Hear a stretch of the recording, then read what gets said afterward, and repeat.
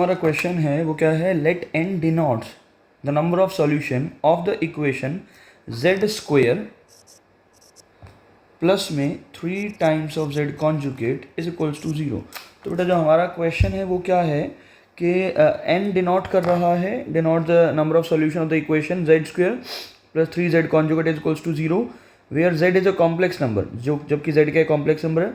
Then the value of, हमें value किसकी बतानी है, summation of k is equals to 0 से लेके और इन्फिनिटी तक 1/n की पावर 2 के। यहाँ पे n क्या है, n नंबर ऑफ सॉल्यूशन है। नंबर ऑफ सॉल्यूशन का मतलब क्या है कि आखिर कितने कॉम्प्लेक्स नंबर बने, वो सभी वो n है, हमारे जितने भी कॉम्प्लेक्स नंबर बने वो n है।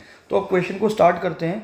अब इस क्वेश्चन को शुरू करने से पहले सबसे पहले देखो बेटा, इस टाइप का कोई भी क्वेश्चन आता है हम लेट करते हैं let z is equals to x plus iota y. सबसे पहला काम हमने लेट करा z is equals to x plus iota y. ठीक है जी। तो अब ये यहाँ पुट कर दें तो x प्लस आईटा वाई का होल स्क्वायर प्लस में 3 times of x plus iota y इसका कॉन्जुगेट इज इक्वल्स टू 0।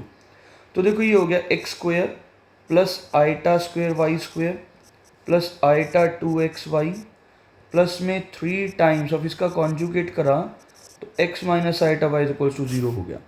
यानी ये क्या हुआ, x square minus y square plus में आयोटा 2xy प्लस में 3x और माइनस का iota 3y is equals to 0। अब एक काम करो, रियल वाले को रियल के साथ लिख दो, इमेजिनरी को इमेजिनरी, रियल एक साथ, यानी कि x square minus y square और प्लस 3x, ये एक हो गया, प्लस में iota common 2xy minus 3y is equals to 0। हमने रियल को अलग कर दिया, इमेजिनरी को अलग कर दिया, दोनों को अलग अलग कर दिया। ठीक है। अब तो बाय कंपैरिजन से हमें करना है। कंपैरिजन से क्या करेंगे, सुनो। सो बाय कंपैरिजन हमें पता चला कि 2xy, हम इस वाले पार्ट को 0 के इक्वल, 2xy माइनस 3y को 0 के इक्वल रखा, y कॉमन लिया तो 2x minus 3y is equals to 0 हो गया। नो सॉरी, क्या हो गया हमारा, y हमने कॉमन लिया है, जब y कॉमन लिया तो ये हो गया 2x minus 3y, not 2x minus 3 is equals to 0। तो यहाँ से आ गया y की वैल्यू तो 0 आ गई और x की वैल्यू आ गई 3/2। तो दो बातें हो गई, एक x की वैल्यू आ गई 3/2 और y की वैल्यू आ गई 0। अब क्या करें, इस वैल्यू को उठा के यहीं पुट कर दें तो भाई मेरा z क्या हो गया। अब देखिए, एक बार x है 3/2, एक बार y है 0। अब हम ना क्या करेंगे, देखिए हमारे पास एक दूसरी इक्वेशन भी थी। दूसरी इक्वेशन क्या थी, सुनो बेटा। दूसरी इक्वेशन ये थी कि x square minus y square plus 3x is equals to 0, क्योंकि यहाँ भी रियल पार्ट तो 0 है। तो अब x के लिए 3/2 मैंने यहाँ क्या करा कि सबसे पहले put x is equals to 3/2। हमने पहला काम करा, इसको 1 बोला, इसको 2 बोला, साथ में x की जगह हमने 3/2 पुट करा। देखिए 3/2 जैसे ही हमने पुट करा तो इस इक्वेशन में ये हो गया 9/4 minus y square plus 9/2 is equals to 0। तो y square is equals to 9/4 plus 9/2, यानी वाई स्क्वायर कितना हो गया हमारा, देखो 4 एलसीएम आया तो 9 प्लस 2 2 ज़ा 4 9 9 2 ज़ा 18। ये बात क्लियर है। यानी वाई स्क्वायर कितना हो गया 27/4, यानी वाई क्या हो गया प्लस माइनस 3√3/2। यानी देखो जब x मेरा 3/2 है तो y एक बार आया है 3√3/2, और जब x मेरा 3/2 है तो जो y आया हुआ है माइनस का 3√3/2। ये दो बातें हो गई। ठीक है, दोनों की दोनों बातें होगी। तो हमारे दो सॉल्यूशन तो आ ही चुके हैं।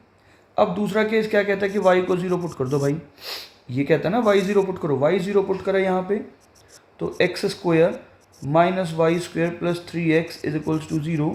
यहाँ पे y 0 पुट करना है तो एक्स स्क्वायर ये 0 हो गया plus 3x is equals to 0। यानी x कॉमन लिया तो x plus 3 is equals to 0, यानी x की वैल्यू आ गई एक 0 और एक आ गई -3। इसका मतलब क्या हुआ कि कितने सॉल्यूशंस हो गए भाई, 0 0 हो गया और हो गया -3,0, क्योंकि y तो दोनों केस में 0 है।